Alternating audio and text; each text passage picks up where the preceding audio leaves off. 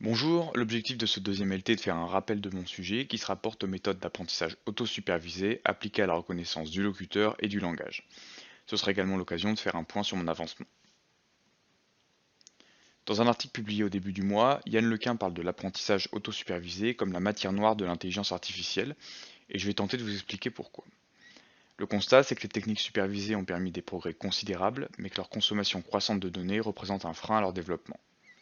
La question, c'est de comprendre pourquoi un être humain peut apprendre à conduire en une vingtaine d'heures, alors que les meilleurs systèmes de conduite autonome actuels nécessitent des milliers d'heures d'enregistrement. L'apprentissage autosupervisé est apparu comme une solution, tout simplement parce que cela permet des entraînements sur des quantités de données beaucoup plus importantes. Concrètement, on fait de l'apprentissage supervisé, à la différence que les valeurs cibles sont déterminées automatiquement à partir du signal d'entrée. On peut imaginer une tâche prétexte, par exemple, qui consisterait à prédire une partie du signal qui aurait été volontairement cachée. Et à la suite de l'entraînement, on réutilise ce que le modèle a appris sur une tâche différente. Lorsqu'on fait de la reconnaissance du locuteur et du langage, on est tout autant concerné par cette problématique, tout simplement parce qu'il n'est pas concevable d'avoir des données étiquetées pour les 7000 et plus langues parlées dans le monde.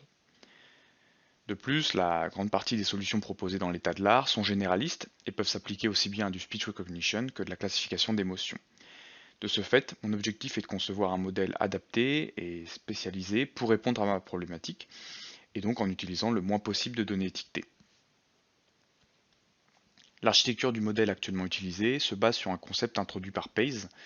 L'idée est d'avoir un encodeur qui va représenter le signal d'entrée dans une dimension réduite. Par la suite, il pourra être réutilisé indépendamment. Lors de l'entraînement, on va s'appuyer sur une multitude de modules autosupervisés. Pour l'instant, les deux qui sont implémentés sont représentés en violet.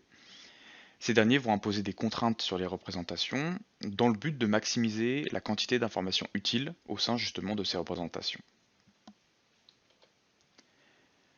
En ce qui concerne l'encodeur, on applique des convolutions classiques, mais ce qu'on aimerait c'est travailler dans le domaine fréquentiel, et notamment filtrer les fréquences, pour ne garder que celles comprises entre deux paramètres que le modèle pourrait ajuster. L'intuition, c'est que si on possède 60 filtres passe-bande, le modèle pourra distinguer parmi 60 gammes de fréquences, parmi les voix des locuteurs. En ce qui concerne l'implémentation, c'est relativement simple, parce que la transformée de Fourier inverse de la fonction porte, qui est à droite, correspond au sinus cardinal à gauche. Et donc multiplié par la fonction porte dans le domaine fréquentiel revient à faire une convolution par le sinus cardinal dans le domaine temporel.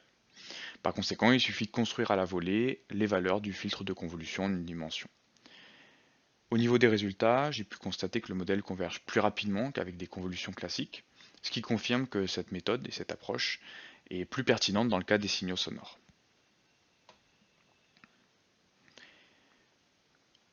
Pour entraîner cet encodeur, on va s'appuyer sur deux types de modules auto-supervisés pour l'instant. Le premier, à la façon d'un auto-encodeur classique, va essayer de prédire le signal en entrée directement.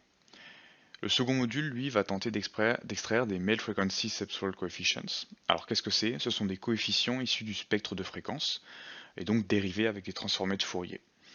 La particularité, c'est que les fréquences sont représentées sur l'échelle de Mel, et sur cette échelle, chaque différence de fréquence correspond à une différence équivalente pour l'oreille humaine. Mis bout à bout, l'erreur du modèle diminue progressivement, ce qui confirme que l'implémentation est correcte.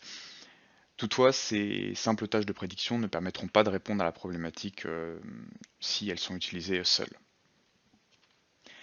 Justement, la prochaine étape consistera à maximiser la ressemblance entre les représentations issues d'un même locuteur. Ce qu'on veut, c'est extraire les caractéristiques au niveau du signal, donc les slow features, qui sont constantes tout au long du signal, donc par exemple l'identité du locuteur. Et justement, on souhaite ne pas se concentrer sur le bruit ou les perturbations locales. Pour ce faire, je vais m'intéresser à deux types de techniques, Contrastive Predictive Coding et Local Infomax. Merci de votre attention. Voici ma bibliographie et les résultats obtenus avec les convolutions basées sur le sinus cardinal.